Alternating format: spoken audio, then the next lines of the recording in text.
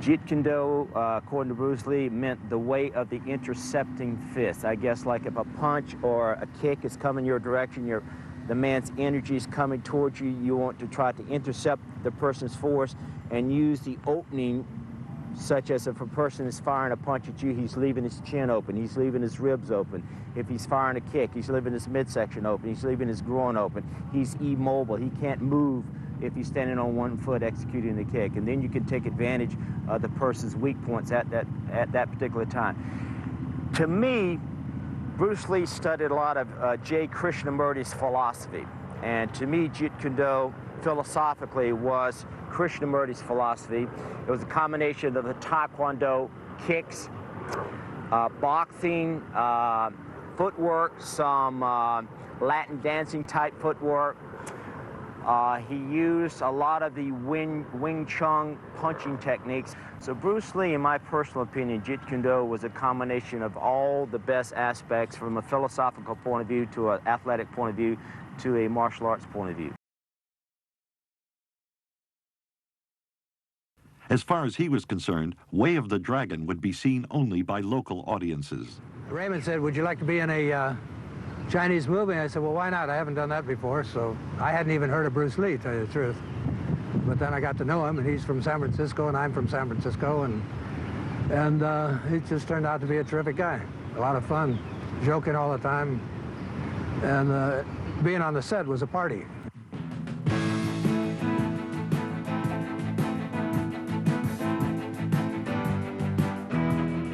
He wrote it, of course, and he directed it, and told everybody what to do right at the beginning, and everybody did it.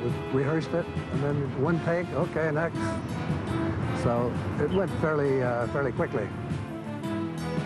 Lee's instincts were correct, as Way of the Dragon became Hong Kong's top-grossing film for 1972. One thing for sure, he had that kind of charisma, because whenever we go, people at that time didn't know who Bruce Lee was internationally. And whenever we go, wherever we go, slowly people will gather around and watch him.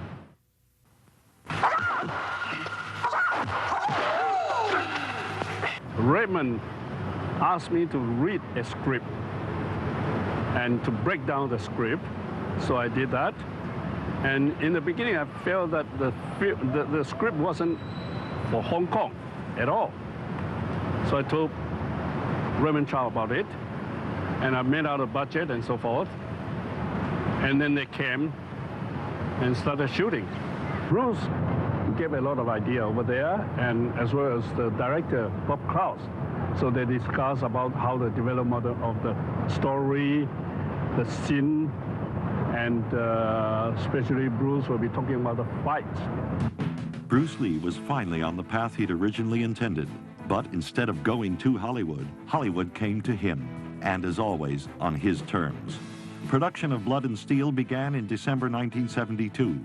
While his first 3 movies were made with local audiences in mind, Blood and Steel, which was renamed Enter the Dragon by Lee, would cater to the world market. My fight scene were the Handman. Remember the Handman was getting ready to do a number on me. So we were setting that fight scene up. So Bruce wanted me to just react a little bit more, throw my head a little bit more like this, boom, and sell the punch just a little bit more. Said, "Jim, you're not selling that punch." I said, "Okay, Bruce. Okay, I'm gonna give you a good one." He said, "Let me show you." Bruce said, "Let me show you how to do it, Jim. Let me show you how to throw that head. Like they throw the head like this." We kind of playing around a little bit. So he said, Mr. Han, you know Mr. Han, I can't remember his name, but they actually played Han, Handman. He said, "Throw that punch at me now. Jim, watch how I throw my head. I can do stunts too. Watch me." So Han was supposed to throw like a right cross. Boom. And Bruce said, "Okay, throw it now." So Han went, bam, through the right cross, man, and caught Bruce right on the chin, right here, on the lip. Split his lip, blood went flying. By accident. You know, it was an accident. Accidents happen. As his fame grew, so did the pressures of stardom. Lee was a recreational cannabis user since his days in Hollywood. But as stress grew, so did his use of marijuana and hashish.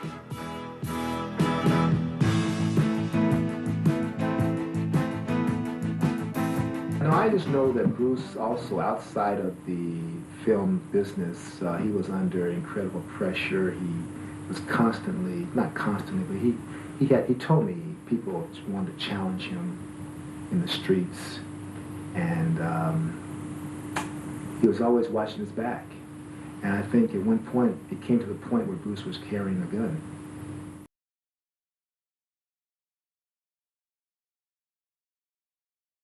I considered him by far the greatest, and for those who don't consider him the greatest, at least he would be the top candidate for being he who would actually be the greatest.